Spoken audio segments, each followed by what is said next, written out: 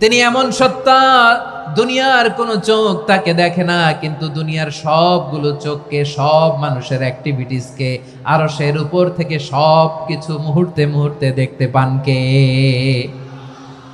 তাহলে তাকওয়া কারে বলে বুঝতে পারছেন? হ্যাঁ, দুনিয়াতে সাবধানে চলার নাম তাকওয়া।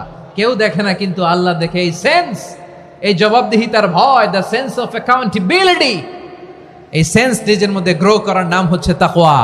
আর এই সিয়াম পালন করার প্রাইম অবজেক্টিভ অফ সিয়াম হচ্ছে লাআল্লাকুম তাত্তাকুন। আওয়াজ করে বলেন, লাআল্লাকুম তাত্তাকুন। আমার প্রিয় ভাইয়েরা, এই আসন্ন রমাদান, এটা এমন এক বরকতের মাস, যে মাসে আমরা নিজেদের নাফসের উপর নিয়ন্ত্রণ প্রতিষ্ঠা করি। সারা বছর নাফস আমাদেরকে নিয়ন্ত্রণ করে, আর রমাদানে আমরা নাফসকে নিয়ন্ত্রণ করি। কথা বুঝতেছেন? সারা বছর নাফস আমাদেরকে নিয়ন্ত্রণ করে। এই যে এখন আমার খেতে মনে চাইলে যে খেজুর রাখা, আমি খেজুর খেতে পারবো, নাটস আছে, বাদাম খাইতে পারি। খাইতে মন চাইলে পানি, আমার রুহুটা চায়, আমার নাফসটা খেতে চায়, আমি খেতে পারি, পান করতে পারি। বিবাহিতরা দিনের বেলায় স্ত্রীর সাথে মেলামেশা করতে চাইলে করতে পারে, কিন্তু রমাদানে দিনের বেলায় খেতে মনে চায়, কিন্তু আমরা খাই। আমার প্রবৃত্তি খেতে চায়, কিন্তু প্রবৃত্তির কথা আমরা শুনি, কথা কয় না। রমজানে খেতে মন চাইলে আমরা খাই, তৃষ্ণায় গলা ফেটে যায়, গলার ছাতি ফেটে যায়, কিন্তু এক ঢোক পানি কি আমরা গিলি? বিবাহিতরা দিনের বেলা স্ত্রীর সাথে কি মেলামেশায় যায় না। তার মানে সারা বছর নফস আমাদেরকে নিয়ন্ত্রণ করে, আর রমাদানে নফসের উপর আমরা নিয়ন্ত্রণ প্রতিষ্ঠা করি। নফসের লাগাম আমরা রমাদানে টেনে ধরে, চিল্লায় বলেন ঠিক কি না? এজন্য আমার প্রিয় ভাইয়েরা, নফসের উপর নিয়ন্ত্রণ নিতে চাইলে রমাদানের রোজার কোনো বিকল্প নাই। এটা এমন মাস, যে মাসের ফজিলতেরও কোনো শেষ নাই। এই মাসকে বলা হয় দ্য মান্থ অফ হোপ। এটা আশা জাগানিয়া মাস। রমজানের কথা শুনলে আশা জাগে না হৃদয়ে? হ্যাঁ, ইদা জাআ রমাদান ফুতিহাত আবওয়াবুস সামা ওয়া গুল্লিকাত আবওয়াবু জাহান্নাম ওয়া সুফিদাতিশ শায়াতিন। রমাদান আসলে আকাশের দরজাগুলো খুলে দেয়া হয়, মানে জান্নাতের। জাহান্নামের দরজাগুলোকে লক করে দেয়া হয়, শয়তানকে চেইন আপ করা হয়। ইবাদত করলে শুধু করতেই মনে চায়, চিল্লায় বলেন না সুবহানাল্লাহ। রমজানে ইবাদতে যেই মজা পাওয়া যায়, সারা বছর অন্য কোনো মাসে এই মজা আপনি পান না। রমজানে ইবাদতে যেই মজা, অন্য মাসে এটা পান? কারণ রমজানে ইবাদত করলে সওয়াবও বেশি, ইবাদতের একটা পরিবেশ থাকে, ঠিক কিনা বলেন? অন্য মাসে ইবাদত করলে এর সওয়াব পাওয়া যায় গাণিতিক হারে, রমজানে ইবাদত করলে সওয়াব বাড়তে থাকে জ্যামিতিক হারে। সুবহানাল্লাহ কইবেন না? অন্য মাসে সওয়াব বাড়ে গাণিতিক হারে, রমাদানে ইবাদত করলে সওয়াব বাড়ে কিভাবে জ্যামিতিক হারে বাড়ে দেখেন। রমাদানে একটা নফল করলে ফরজের সমান সওয়াব, একটা ফরজ করলে 70 থেকে 700 গুণ সওয়াব। রমজানে উমরা করলে হজের সমান সওয়াব। সুবহানাল্লাহ নাই? দ্য মান্থ অফ হোপ, আশা জাগানিয়া মাস। এই মাস আমাদেরকে হোপফুল করে, আশাবাদী করে।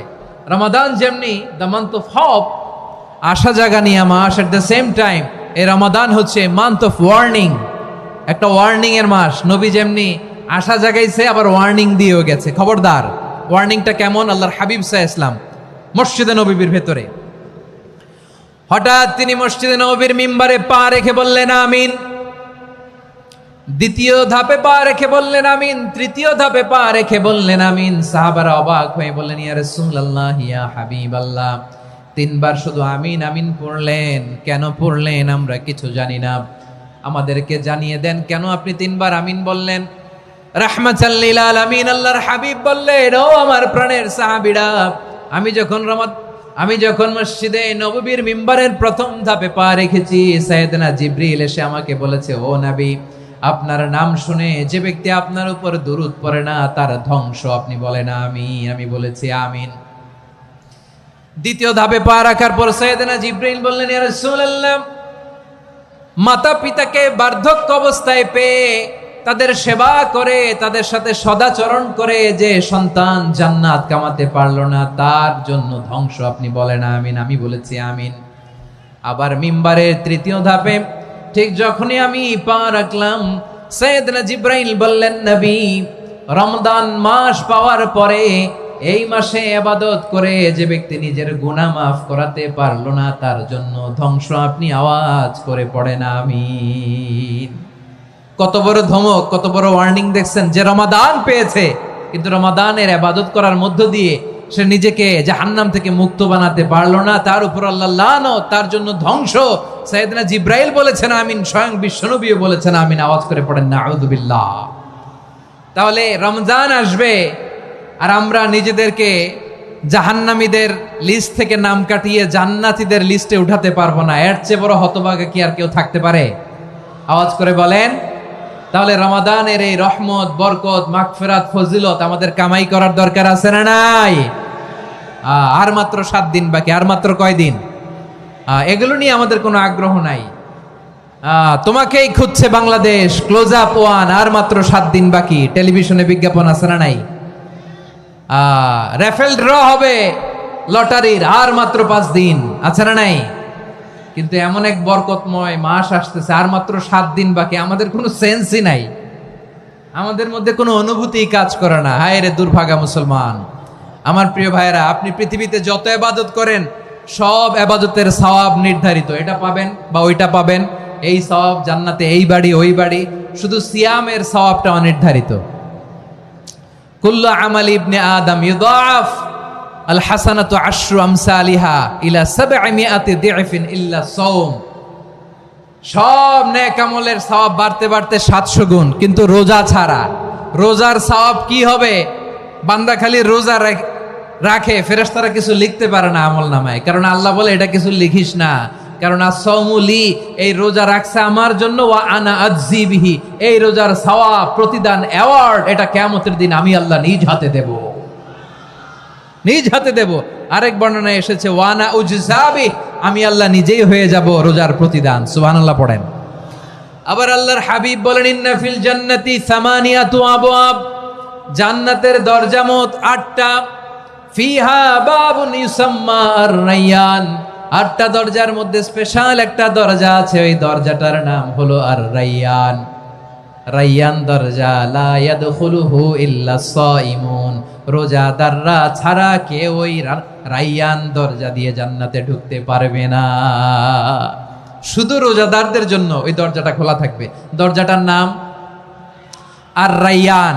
এই লাখো জনতা আওয়াজ করলে এই আওয়াজ হয়। বলেন, রোজাদারদের জন্য জান্নাতে স্পেশাল যে লাল গালিচার সংবর্ধনা এন্ড স্পেশাল এন্ট্রি, ওই দরজাটার নাম কি? আর-রায়্যান শব্দটা কেমন লাগে? ভালো লাগে।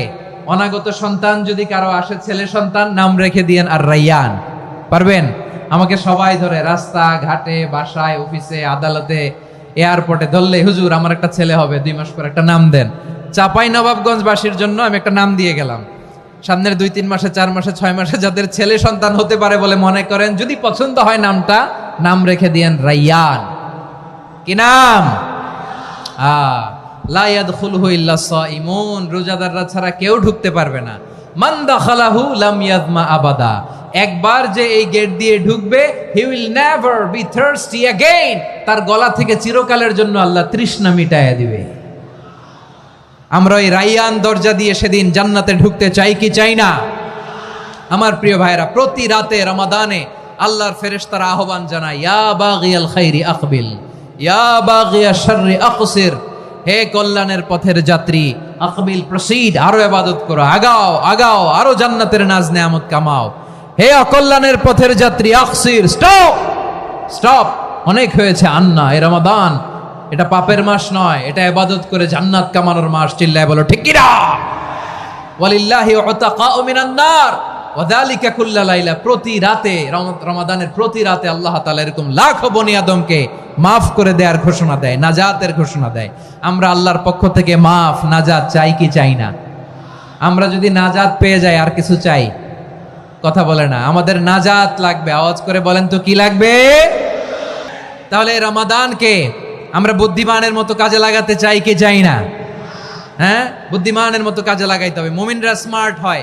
এই রমাদানে আমাদের কি করণীয়, কি বর্জনীয়? সংক্ষেপে 7টা করণীয় 7 মিনিটে, 7টা বর্জনীয় 7 মিনিটে বলে আমরা বিদায় নিব ইনশাআল্লাহ। বলেন, কেউ উঠা বসা করব না। মাশাআল্লাহ, অনেক শান্ত। জি, আমার দিকে তাকান। রমাদানে, আসন্ন রমাদানে আমাদের 7টি করণীয়। 1 নাম্বার করণীয়, এই রমাদানকে